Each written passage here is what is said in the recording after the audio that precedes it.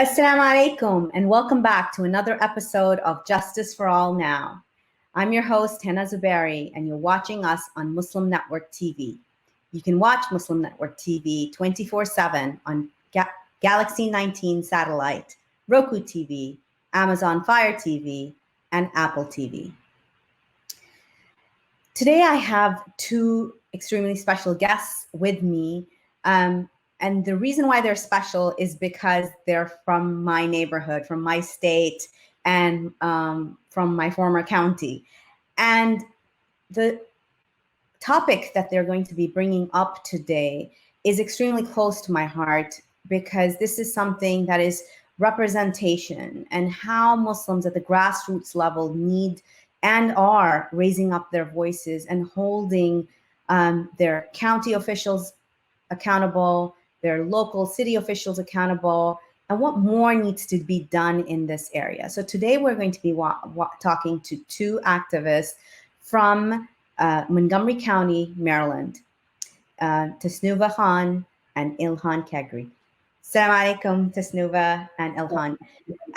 I would, usually I give a whole bio and tell the audience about my guests, but today I really want to let you guys share about yourselves. I know both of you have dynamic careers that you both are, and so involved with on a day-to-day basis. But yet you have both taken up the cause of Muslims in your locality and really made that a part of your everyday life, and which is so empowering because this is exactly what we want people to learn. And we talk about this on the show a lot, is that you do not have to be some sort of lawyer or gone to public policy school or anything of that sort to be an activist and to be able to speak for your people. So thank you so much. So Tasnuva, take it away. Thank you. So I am originally from New York. I moved to Maryland about 11 years ago and have been in Montgomery County my home. By profession, I'm a clinical staff pharmacist at a local area hospital. And I have 3 children growing up here in the county. And so for me, I had this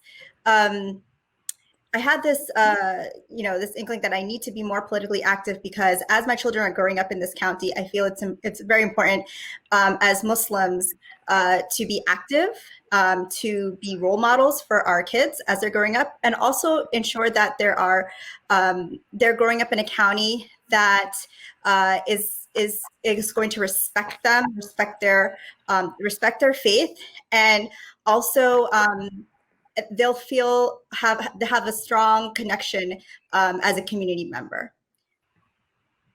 Thank you. And Dr. Ilhan. So I came out of academia. I have lived in Montgomery County for the last 50 years or so. And so I'm giving you my age here. I raised my children here in Montgomery County. I have grandchildren. I have 5 children and 9 grandchildren.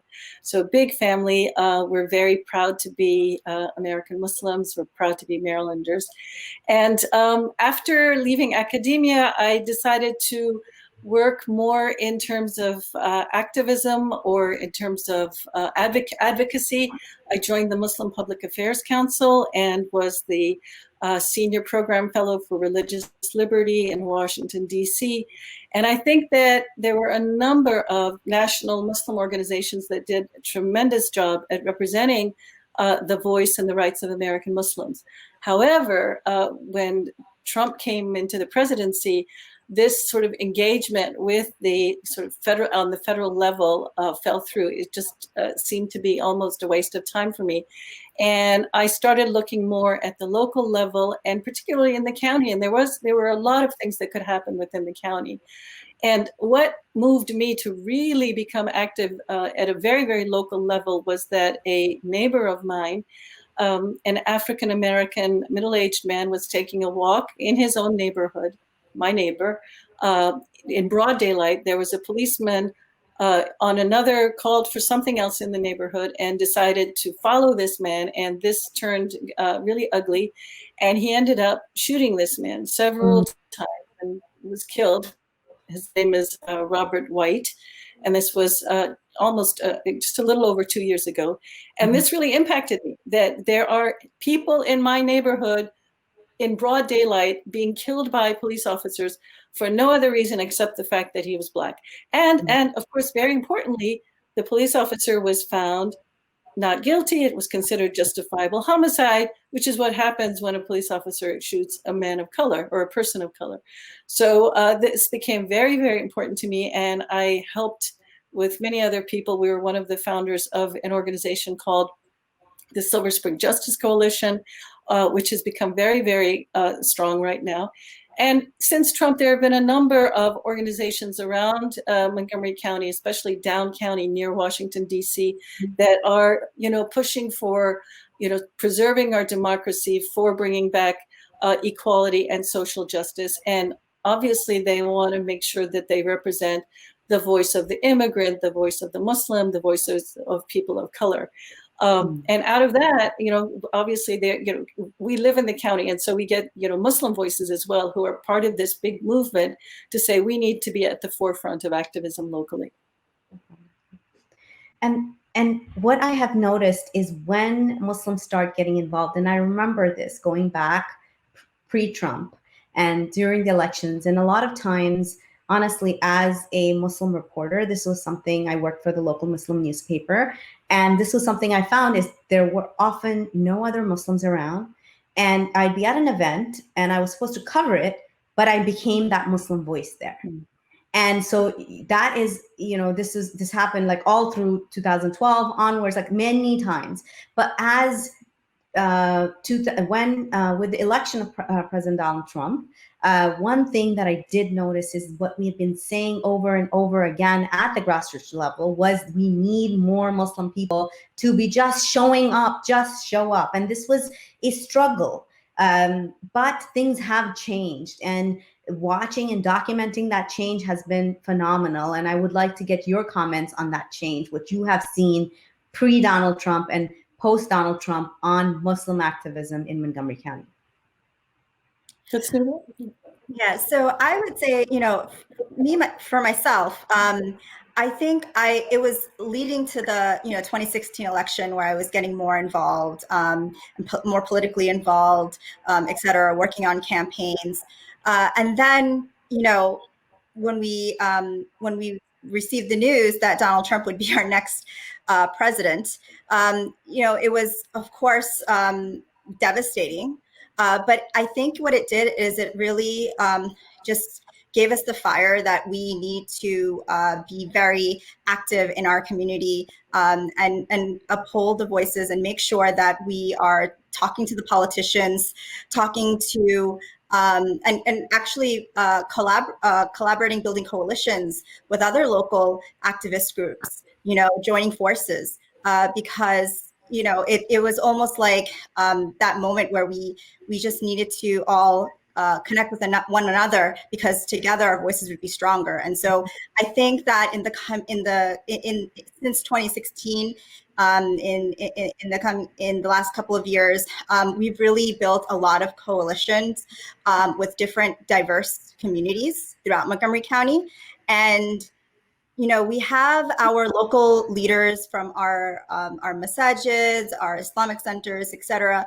But the activism, the grassroots activism that I believe that Ilhan and I and other members of our group represent is basically coming down to coalition building and just uplifting the voices that are otherwise lost at the table because sometimes we don't have that seat at the table. And Ilhan. Well, one of the things that I found really interesting is there's an organization in Tacoma Park, which is called Tacoma Park Mobilization. And one of the things, whenever they saw me, they said, "Oh my goodness, a Muslim, we need to have you participate on this committee and that committee." And that was really interesting to me as I go, why am I the only Muslim that you're kind of grabbing hold to? And they would say it's really, really hard to get Muslims involved in this kind of activism. Muslims are very involved within their masajid. Obviously, they're involved at the school level. They do a really good job. It's not like they're sitting at home. But in terms of, I think this kind of activism is a new thing for Muslims. And maybe not the older people, but the younger people are starting to get more and more involved. But again, it's a new thing. People like Tasnuva, I think you're seeing, we're still a pretty small band. We don't have, hundreds of Muslims behind us, where there are a lot, hundreds of Muslims who are aware, hundreds of young Muslims who, feel the same way we do, are definitely, on the side of social justice and equality and those kinds of issues which impact all Muslims. But being able to actually put yourself out there, or feeling that you must put yourself out there during this time, I think is still, fairly new in Montgomery County for the Muslim population. And if I could just, take the time now, I don't know how many people are watching this throughout the country, but I urge everybody to really get involved. This is the time that people need to get involved at the local level. This is where it counts. Obviously, everybody should vote. That's not even an issue. But aside from voting, it's good to know what's happening. It's good to understand why people take the positions they do. There's an issue of, for example, SROs. These are called school resource officers, and basically it's police in the schools. Now, who doesn't want these? The Black community do not want police in the schools. Who does want these? Obviously, white people want them, and the Muslim population by and large say, yeah, what's wrong with having, police in the schools? Well, first of all, these are new. Lots of you guys, I went to schools, there were no police in the schools. There may have been, security people, or you can dial 911 and the police show up. But when police are there, police tend to criminalize, everything becomes criminalized very quickly, and it leads to the school to prison pipeline. So there's dissonance here. We're not listening to the voices of people who are affected. We're not listening to Black people who are saying, it is bad for our community. It is bad for us. And I feel really sad that we're not listening to the people who are really affected. And they're part of our community. We have plenty of people who are, people of color. We have, obviously African Americans, African Muslims, and people of color who, are not considered white in this country, who are impacted. And yet we have this sort of, this not quite understanding of how this affects our community. And so it's really important, I think, for everybody to listen more. I think that's the issue in Montgomery County is a lot of Muslims work for the government. The other issue is it's a predominantly, it's a pretty wealthy county compared to the rest of Maryland. And what you just said, we don't consider Black issues Muslim issues, even though a quarter of our population is Black, especially African Americans who, are plenty in Montgomery County. They're not in seats of leadership in our masajid. They're not in seats of leadership in our organizations. And this is why their voices aren't heard. Just like Muslims feel like when we talk about our myth not being on the table, we also have to take a deeper look at ourselves, that we're not putting people who are impacted by these policies on the table either. And need to make it more. And I think that's when that change will come, where now you're teaching people to advocate for themselves who are most impacted by these policies. And I think the other problem with Montgomery County is always seen as the most diverse county. Like there's a brand, right? And you don't hurt that brand.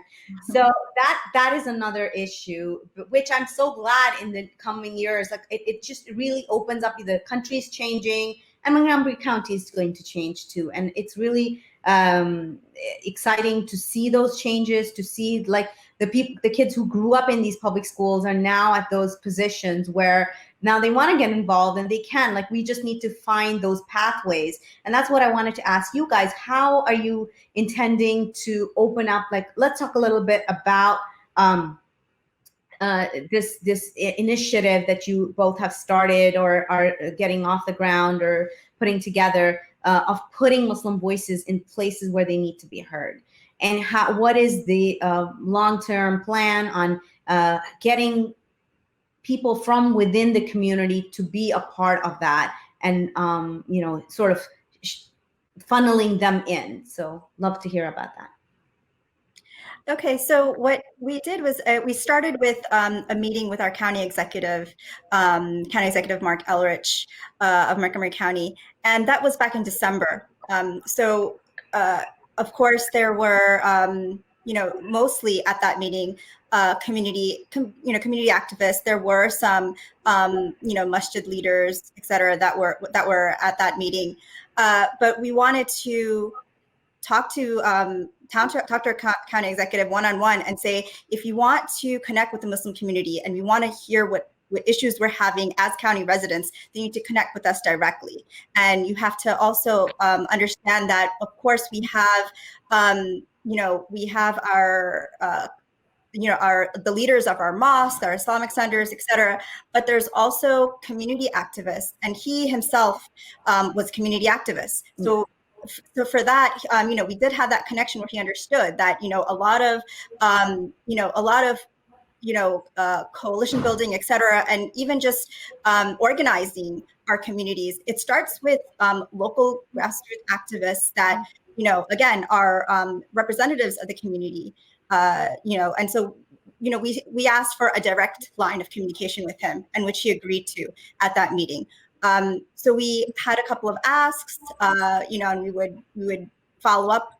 But one of the asks was this recent racial equity, social justice, community advisory group that was put into law to be created at the county level.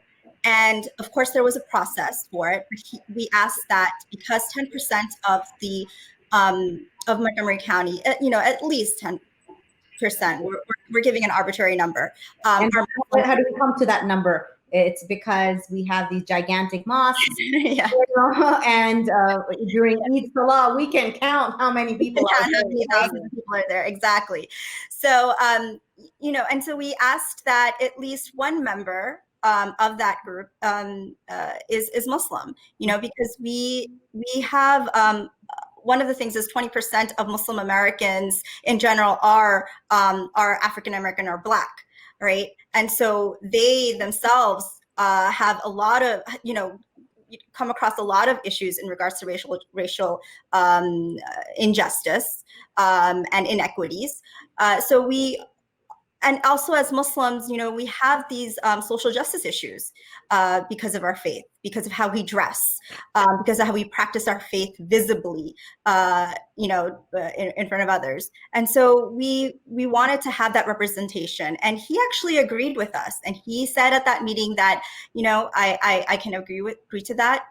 Please send us, your endorsements. Make sure that it's someone or a group of people who are definitely connected throughout the county. And so we did. And the only thing— I want to ask you one thing here, Nuva.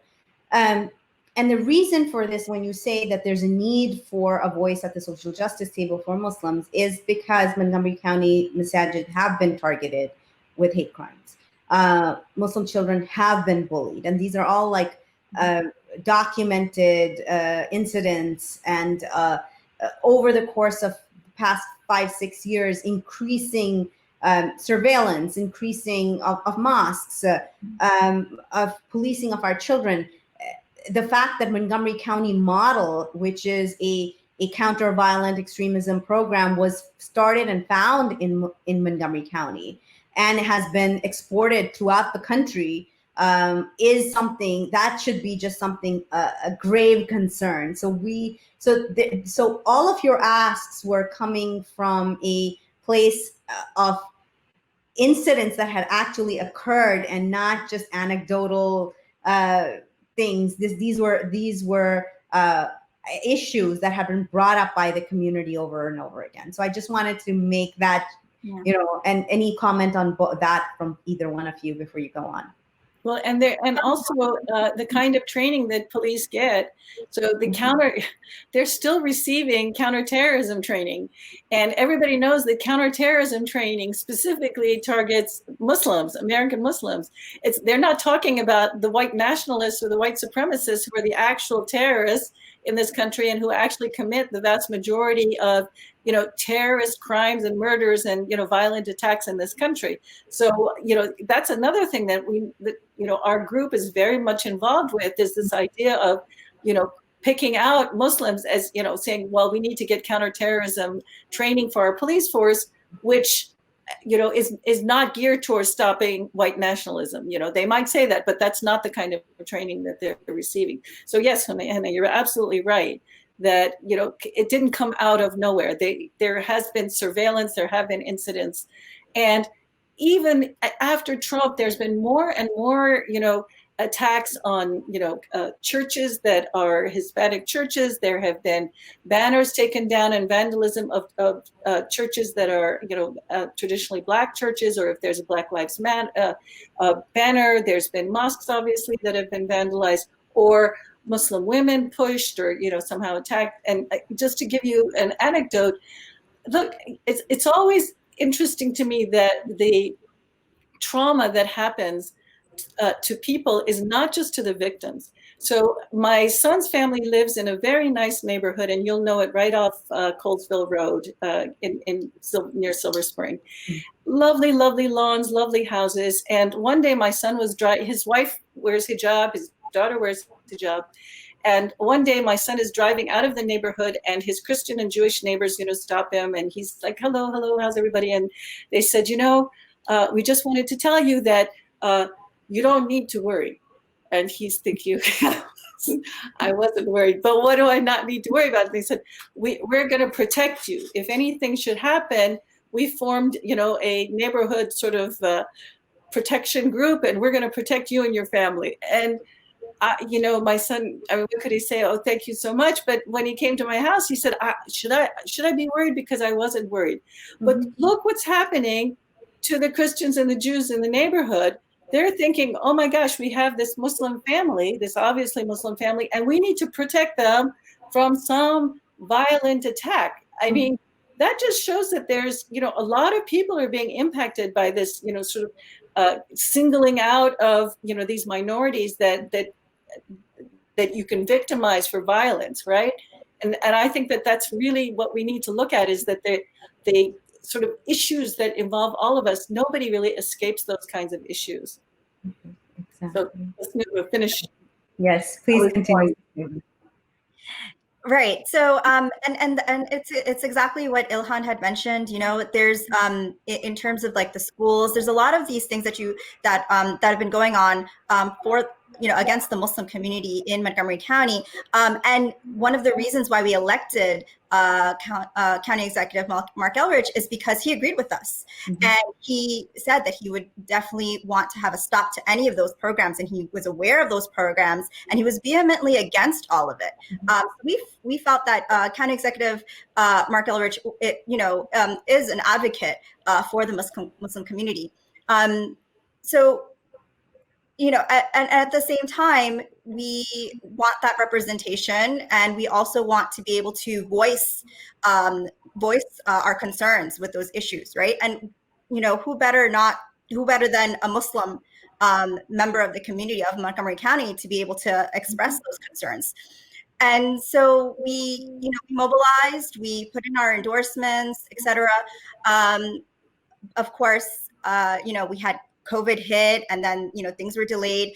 But once the members were announced, there was not one Muslim member of our community that was placed on that advisory committee. Were you surprised? I think it was mixed feelings, because the way it just came out, it was just like we were surprised that the announcement was already made, and that everything was all said and done, and nothing was actually we weren't even contacted beforehand or any of that. So I think it was a bit of a surprise. Ilhan? Well, that's the thing, is that we were engaging with the county executive, right? And we had actually said, okay, we are a group of people that want to engage with you. We support you we don't agree 100%, but, overall, you have a good heart, you come from a good place. And so we want to work with you and we want to be there for you. And we know that you are going to support us in our needs as well. And so with all of that engagement, I think we were disappointed that there was no outreach. There was nothing back. And we even, we had sent follow-up. We had met with the county executive in November, and we had sent follow-up emails saying, hey, this is one of the things that you agreed to. We still want to make sure what's going on with this. We want to make sure that we're engaging. We want to make sure that our voices are heard. And actually, that's where our name came from, is because we kept talking about, we had this group of activists and we didn't have a name yet. And we said, okay, what should we call ourselves? And there were all these names. We kept talking about, no, we have to make sure that Muslim voices are heard. We have to make sure that, the county hears Muslim voices. And so that's how we got the name of the group, is, Muslim Voices. Voices in plural, because we don't want to be a homogenous group. We want to make sure that there's a lot of different kinds of Muslims around, different colors of Muslims around and different ethnicities. And we want to make sure that all of their voices and their views and their concerns are represented. So I think that's where the disappointment came, is that at a point where we were increasing our engagement, we were not reached out to say, hey, what's happening here? This is what's going on. We hope you don't mind. These are the issues we're having. These are what we're considering in terms of the county council. This new commission. And so it was a disappointment. It was definitely a disappointment. And so we decided to, write a letter saying we are disappointed. We still want to have a voice at the table, whether it's through this commission or some other way. We want to make sure that Muslim voices are heard, our concerns are heard. And it created a buzz. Not only did it create a buzz amongst, our allies, we had people, writing in, supporting, we had groups supporting us. And initially, you put something out there and you're very hopeful, but, I guess everybody's prepared to take sort of, okay, well, we've done this. And we had a lot more support than at least I anticipated. And when we started, talking to people in the county council, did you want to say something?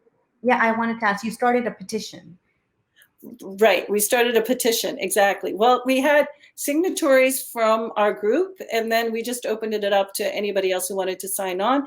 And, many of us are active in other organizations. If you ask Tasnuva, she's involved in a number of organizations. I can give you a number of organizations that I'm involved in. And we just sort of sent it out in a very low-key way that, hey, we have this petition. And the members of those groups started signing in, and actually Tacoma Park Mobilization, sent a group letter in. So then we got word back from the county council saying, the council members were hearing about this. We had actually emailed them as well, but there had been a buzz. And okay, so there's this buzz, but we still, Tasnuva, have not heard back, right? We keep getting, I actually talked to Mark Elridge's assistant, and he was supposed to, here, it's up on the screen right now, is this petition that was started. But Mark Elridge's assistant told a number of people that, we were going to be getting a response from Mark any day now. Well, any day now has now become several weeks, almost 2 weeks. Yes, right. So we're not getting a response back. But here's the good news is that it is making a buzz. They are talking about it. They are thinking about how to engage, and it is new. I'm a little bit more optimistic, I think, than many other people. I see a progression in Mark, both in terms of understanding Black issues, even though he was an activist, right? He's a white person living in pretty much white neighborhoods. And I think this idea of understanding what Black people go through in terms of over-policing and violence from police was new to him. And he was open to it, but I think he had learning to do. And the same thing with the Muslim community. I have seen sort of changes in him in terms of understanding, hey, this is a community that has needs, concerns that are legitimate, as you pointed out, Hina. And when we point them out to him, he agrees, even at the meeting that we had, and I think Tasnuva will agree to this, he was thinking, okay, yes, clearly I'm on board with this, or yes, clearly I'm on board with this. So this is not somebody we're dealing with that is not progressive to start with, right? So that's good for us. but that doesn't mean that we should remove his feet from the fire. And I think that we still need to keep pushing. And we're grateful for all of the help we get in sort of petitioning the county executive and the county council and letting them know that we do have support behind us. And this is another step in organizing. So now all these people who signed this petition, these are people who are supporters. So now they're all organized behind the Muslim Voice.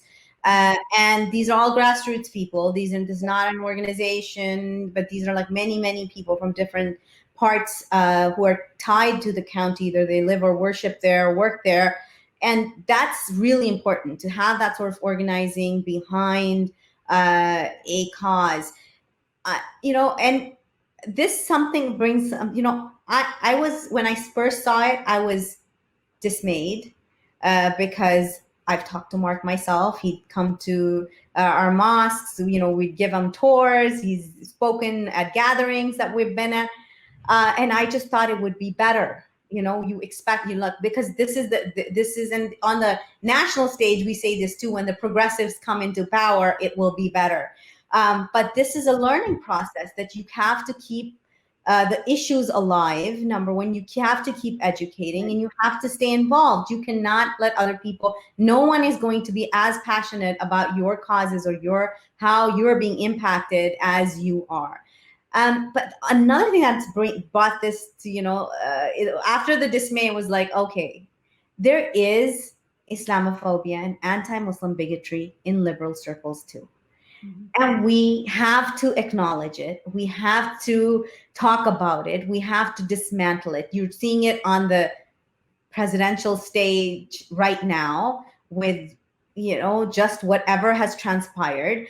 And I feel like the Democrats take Muslim votes for granted because they feel like, oh, why would they go to Trump or any of the Republican candidates? So therefore, we make good posters.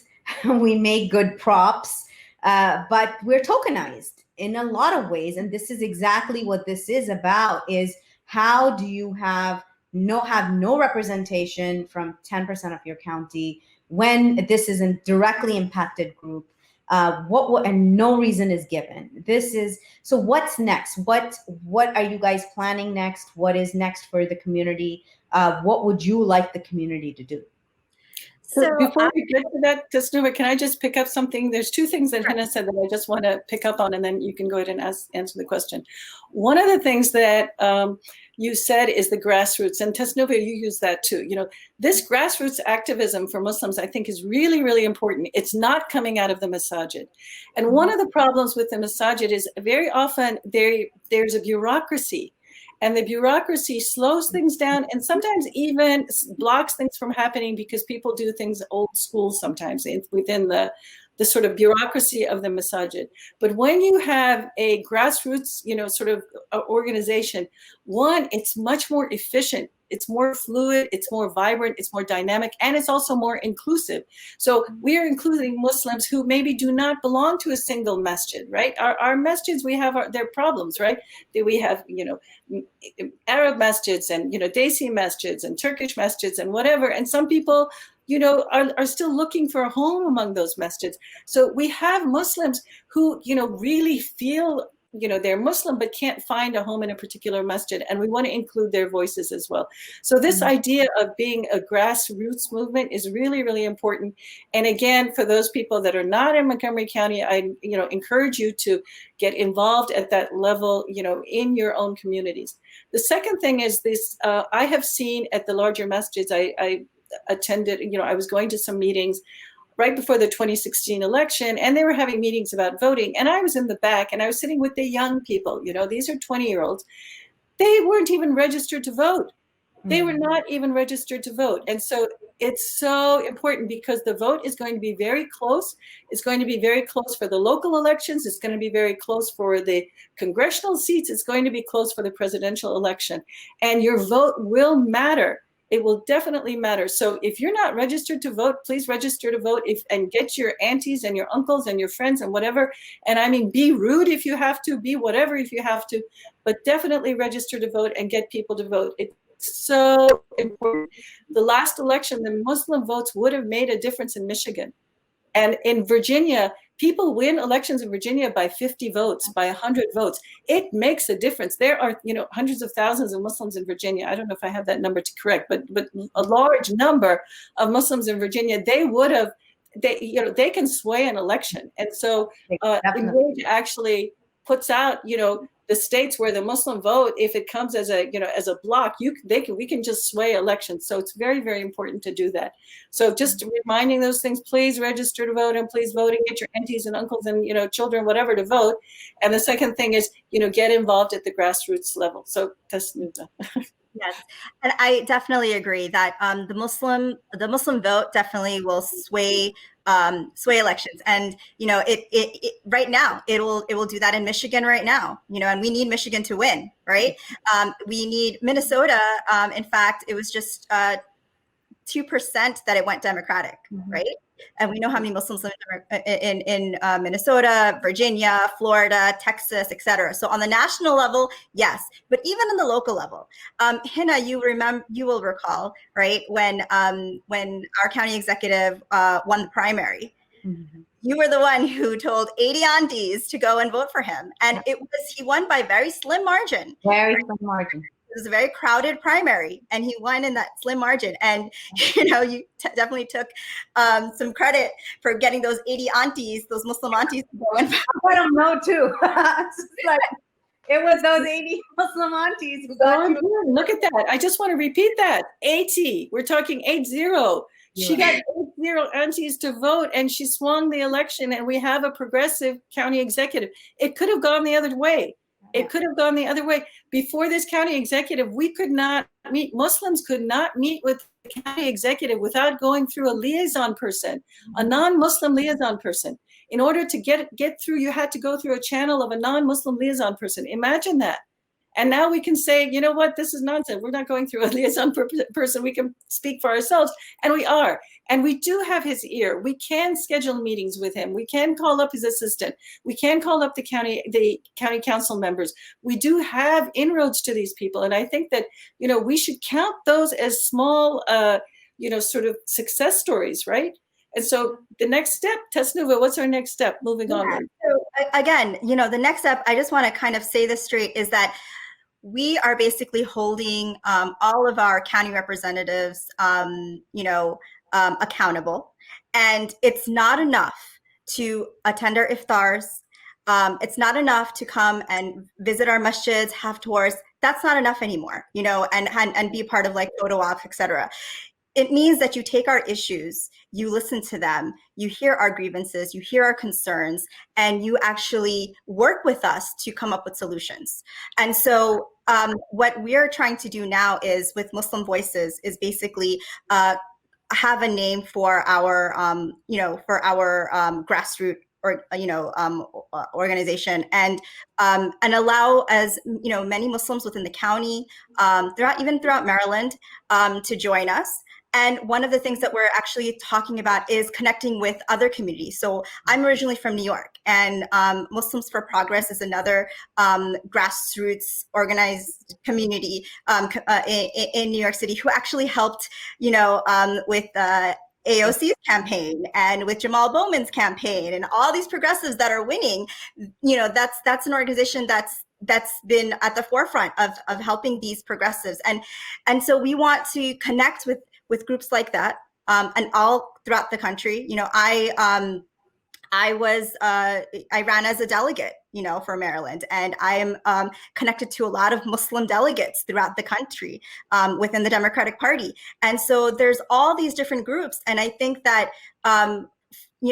having some kind of vehicle for all of us to connect and then learn from, and then also get involved and get the support, right?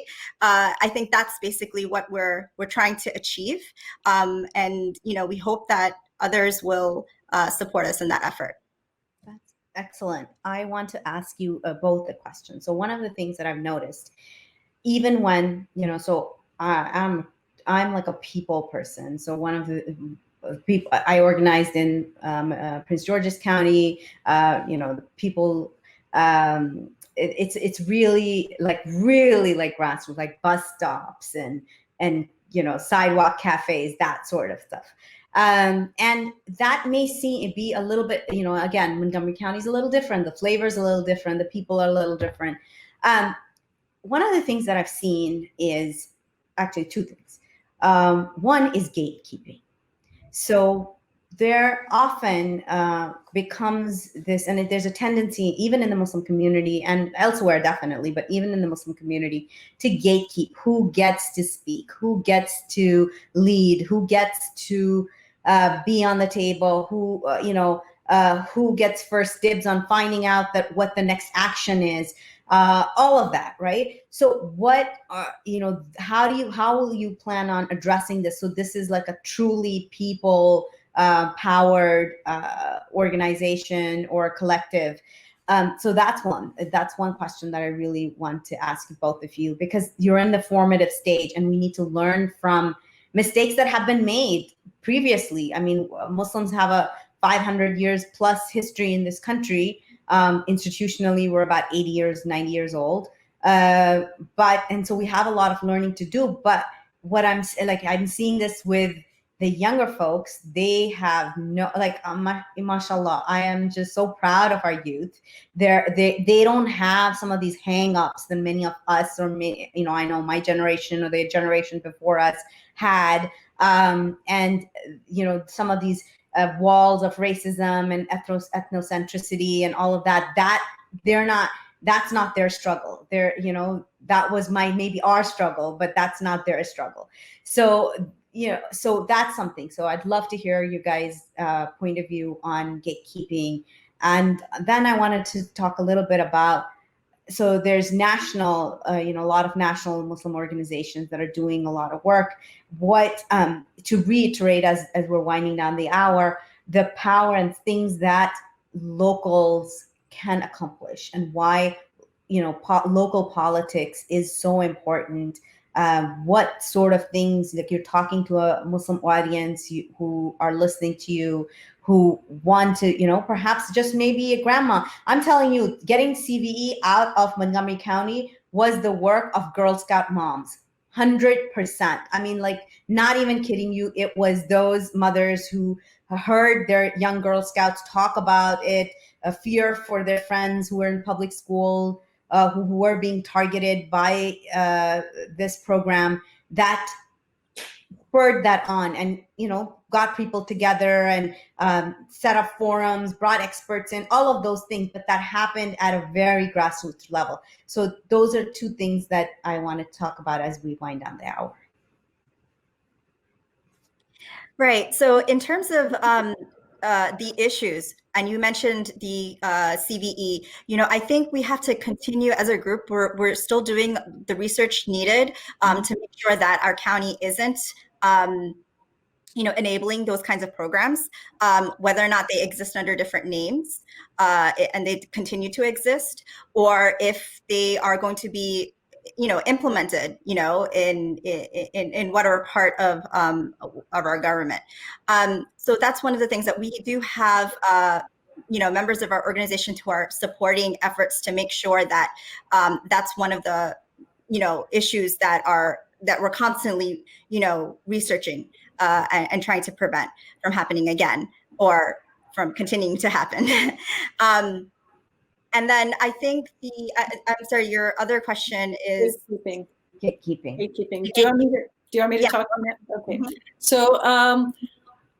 So that's the difference between the masajid and the grassroots level organizing. So even in terms of our petitions and other things that we've done earlier with different kinds of activities that we've done, our particular group has done, to get the masjid to buy into, we had to speak to this person or that person who had to get approval from this person, or the board needed to sign on and the board didn't meet that regularly, or they had to wait till the next board meeting.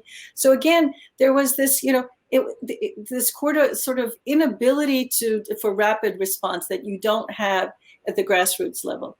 The other thing is that people who are active at the grassroots level, they will learn from other organizations who are very, very good at listening. These other organizations say it's not about us, it's about representing other people. And how can we represent people's rights if we don't listen to what the issues are with them? So I think that one of the good things, at least what I've seen from the various people that have come in, they're very, very good. They're not coming in with just their own agenda. I'm not coming in with just my own agenda. And Tasnuva definitely is not coming in with just her own agenda, although she is thinking about her children, because she is, a Muslim mom with Muslim children of color in a Montgomery County school system, right? So yes, she has those issues, but she's saying, okay, you know what? There are a lot of other issues too. And I need to make sure to listen to those, because maybe that's not my issue, but that's an issue for them, and I need to represent them if I'm able to do that. So those, the idea of gatekeeping, I think, is really sort of resolved at the grassroots level if you learn from other activist groups who have been around for a while and who are really, really good at listening, incorporating people's ideas. And then the final thing is, to give structure to your meetings. One of the things that we discovered as a group is that if we, again, learn from other organizations who, when they take meetings with the county executive or the county council members or the delegates at the state level or the senators at the state level, that we come in with an agenda, that we're really clear on what we're going to say, that the people, are identified beforehand to speak about the issues, that we don't have this, everybody just speak about any old topic, that we're really sort of agenda driven, and that when we have a particular meeting, we have a purpose for having that meeting, and we come away with something from that meeting. And I think that's really sort of strengthened our hand, because, if you go in and you're unprepared, everybody just says something. And even though our views might be good views, if they're not coherent, you can walk away with nothing, right? But if they're really focused and centered and very professional looking, because that's what happens is we start looking very professional, right? Then we can walk away with something. We can then, this meeting, for example, we had in November, we can actually come back and say, these were our points. This is what you said. This is what you agreed to. We're holding you to this, again, because it was very organized. It was very tight, right? So it wasn't about gatekeeping. It was about being agenda driven, focused, and being really clear on what you want at a particular time. And the reason, Hannah, that I'm taking time for this is because you said there's a larger audience and these people might be organizing within their own communities, which I hope they are. But to be very clear that when you have these kinds of meetings, you start out with an agenda, you start out with a chairperson, you start out with who's going to say what, and how you're going to do that. And you will get much more than just this sort of free for all. We're going to meet and we're just going to all air our laundry, so to speak, right? So and then giving the voices that are often not heard, exactly like you were saying, the ability to speak. So because a lot of times in more conventional organizations, it's typically people who have the power already. Maybe they are leads of organizations or mosques, and then they are representing those folks, and so they get to speak. But the people who are directly impacted, the family who might have been bullied, or the sister whose hijab might have been pulled off, or whoever it was, right, they don't get to speak for themselves. And that's the power of people. Power is that those people are finally centered, and their voices are centered, and and the issues are then, those are the issues that are important, not. And Hannah, that person may not speak up in a free-for-all kind of meeting, but if you have an agenda and you say, okay, item number 6, Sister So-and-so is going to speak about her particular thing, then she does speak up. There's a lot of people who may be in a larger group, don't get a chance, don't, feel that they couldn't step in or whatever. But when it's like that, and you actually, carve out the time for that person, and it's with a purpose, with an aim in mind, like, this is the reason we're meeting. This is what we want when we come out of this meeting. This is what we want to achieve. And these are the points that we're going to use to achieve that. It's really, really important to do that. And you'll find that it's much more effective, right? You can come back and refer to that over and over. So as we wrap up the hour, there's a petition. We're going to share the link for those of you in the region, in Montgomery County, work there, live there, worship there. Please sign on to this petition and get involved. So how would they want to, if someone lives there, wants to get involved, how are you guys organizing? Is it on WhatsApp? Is it how can they get in touch with you? Tasnuva is our communications director. So Tasnuva is director of communications. And I don't know, Tasnuva, do you feel okay sharing either your email or whatever with the group? with anybody who may want to contact you? For right now, because we're still at the very beginning stages of, of really organizing our group into something cohesive. But yes, you can email me. We've literally been working off of a WhatsApp group pretty much, but and some Zoom meetings here and there. But we are, working on solidifying ourselves into something more technologically friendly. Yeah. You know, That's the best kind of organizing. Seriously, this is the time where, I mean, it's easy for an auntie to join a WhatsApp group. And then, a lot of our retired brothers and sisters there. I mean, I'm telling you, some of my best Justice for All volunteers are retired brothers and sisters who are not, they might have never done this before in their lives. But now they're seeing what this country is headed towards, and they're concerned about rising fascism overseas, and they want to get involved to stop it and make sure at least their voices are heard somewhere. So thank you so much to both of you for joining in and for being, and we hope someone in the county gets to watch this and watch our voices. We're here, we're listening, we're watching. And we hope that you do better with the Muslim community in Montgomery County. I will, thank you to my audience here. Please join us today. We urge you to call President Trump in for our Save Uyghur campaign. Both Vice President Biden has used terminology that we have been pushing for the past couple of years. Call it a genocide. He called it a genocide. He used the words coming out of the campaign were the largest incarceration since World War II. This is exactly what we've been saying for the past 3 years. Please join us today as we call and tweet at President Trump as he goes into his speech at the RNC, and get involved with stopping this genocide. So we're tweeting under Trump Uyghur genocide. So the hashtag is Trump Uyghur genocide. You'll see it on the bottom of the screen. And please join us today and tomorrow throughout the week until Trump makes this decision. The time is right. The momentum is there. And we need you to make those calls. Call the White House. Thank you so much. Assalamu alaikum.